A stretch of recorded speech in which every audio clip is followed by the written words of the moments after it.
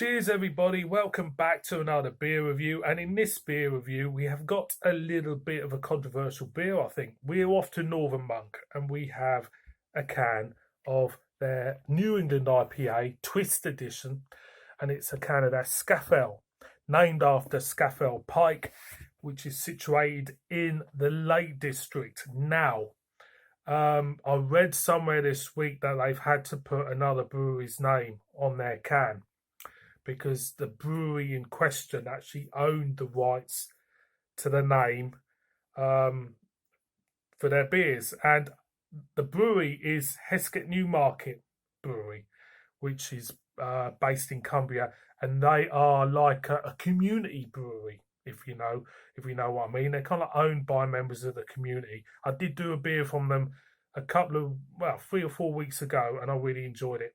So I don't know whether or not they are getting involved in the actual brewing process now, or Northern Monk have to legally put their name on the brewery. Please let me know in the comments. But this one was picked up in the local Tesco, and as you can see, it just says Northern Monk on it. So 6.5% New England IPA. It's got a little bit of spiel on the back side.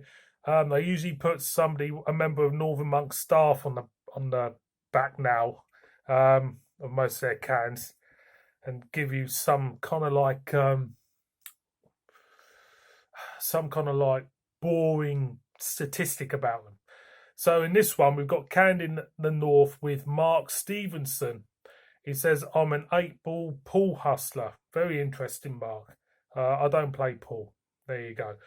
It says Scaffell New England IPA, the summit of the Stretch Twist series where hops peak. It says, we're Northern Monk. A few years ago, we set out to brew some of the best beer in the world from a damp cellar in the north.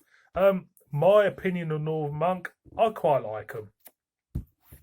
There's kind of like a little bit of charm about them. I don't know why. I just do. I just like them. They're a great brewery, Another northern brewery.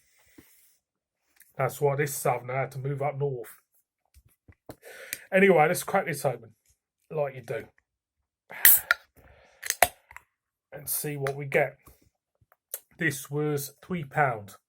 So, and again, it's there. I'll say it a zillion times when I get a New England IPA. You get the stone fruitness just booming there. Smells like a New England IPA. So let's pour this out. Some beers styles get absolutely exhausted, and which makes it quite a hard thing if you're reviewing a beer, because what happens is, especially if you're doing it as long as what I've been doing, I don't profess to be an expert, but I've been doing it a long time, and you tend to repeat yourself in reviews. It's just a thing that happens because some beers are so similar, especially if certain beers are very, very good within that style, you're going to get generic aromas, generic flavors.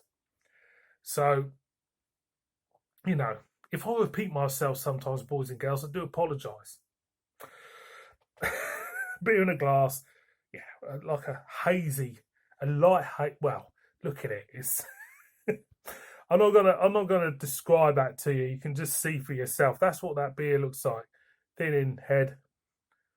The aroma, stone fruit again.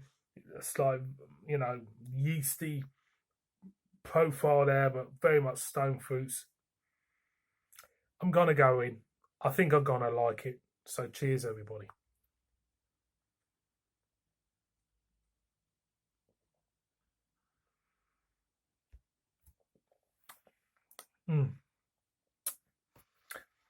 It's nice. Greets you first. As soon as you step through the door, bitterness greets your palate straight away. There's an underlying dryness which suits the beer, I have to say. Then you get a little bit of stone fruitness there, and all them New England IPA characteristics which we all know and love.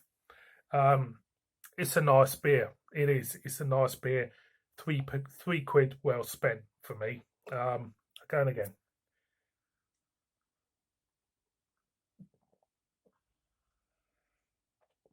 The mouthfeel isn't the smoothest mouthfeel, but the mouthfeel has, got the carbonation buzzing around the mouth. It adds to the character of the beer.